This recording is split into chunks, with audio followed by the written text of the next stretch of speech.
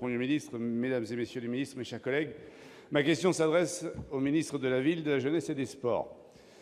Monsieur le ministre, l'action en faveur des jeunes était une priorité annoncée pour ce quinquennat et de très nombreuses mesures ont été prises par le gouvernement pendant ces 5 dernières années. Il fallait en effet redonner espoir aux jeunes générations et leur préparer une meilleure place dans la société. Le dernier grand texte législatif concernant la jeunesse est la loi Égalité et Citoyenneté, qui vient d'être promulguée après l'avis rendu la semaine dernière par le Conseil constitutionnel. Et pourtant, la majorité sénatoriale a tout fait pour empêcher l'adoption de ces mesures favorables à la jeunesse de notre pays, allant jusqu'à interdire le débat par une question préalable, puis saisir le Conseil constitutionnel dès l'adoption du projet par l'Assemblée nationale. Pourtant, avec la loi Égalité et Citoyenneté, le gouvernement renforce son action pour rassembler tous les Français autour des valeurs de la République. Cette loi contient des mesures innovantes pour la mixité sociale et pour la jeunesse. Elle crée les conditions de la généralisation d'une culture de l'engagement citoyen tout au long de la vie et renforce la priorité jeunesse portée par le gouvernement depuis 2012. Je veux citer en particulier la création d'un congé d'engagement associatif pour les actifs bénévoles, la mise en place de la réserve civique tout au long de la vie, l'ouverture du service civique à de nouveaux viviers pour réussir l'objectif des 350 000 jeunes engagés par an à partir de 2018, la reconnaissance systématique de l'engagement dans les diplômes de l'enseignement supérieur, le financement du permis de conduire par le compte personnel de formation, le droit de publication et la majorité associative à 16 ans. Alors, Monsieur le ministre, toutes ces mesures sont importantes, concrètes et surtout très attendues par la jeunesse de notre pays. Aussi, pouvez-vous nous préciser le calendrier d'application de cette belle loi? Merci.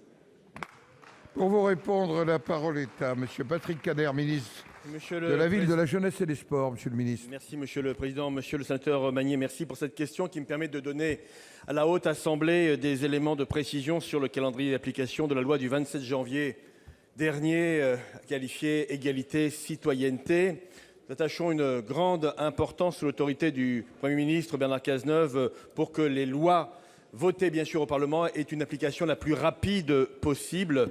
D'ores et déjà, des mesures sont d'application immédiate. Je voudrais vous les rappeler. L'aggravation des peines ou la création d'une circonstance générale aggravante en matière de racisme et de discrimination. Je pense aussi au congé d'engagement que vous avez évoqué, monsieur le sénateur Magnier. Ce congé d'engagement qui a été combattu malheureusement par la majorité sénatoriale. Désormais, c'est en vigueur aujourd'hui.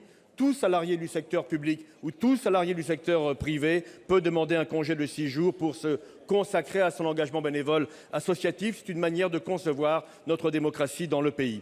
Autre progrès dont nous pourrons nous réjouir, il sera possible désormais de financer son permis de conduire grâce au compte personnel de formation. C'est là aussi un progrès très important et nous savons que beaucoup de jeunes aujourd'hui perdent des possibilités d'emploi parce qu'ils n'ont pas accès à ce permis de conduire.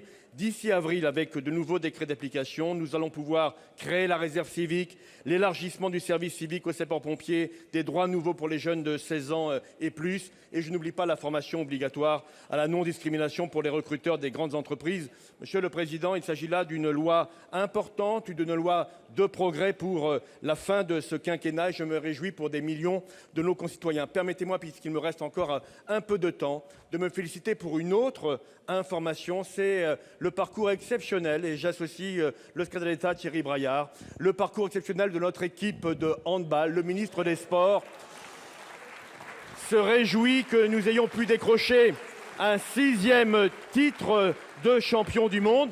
Je vois que la gauche de l'hémicycle salue cette victoire. J'aurais aimé que la droite le fasse aussi. Monsieur Magnier, non. La parole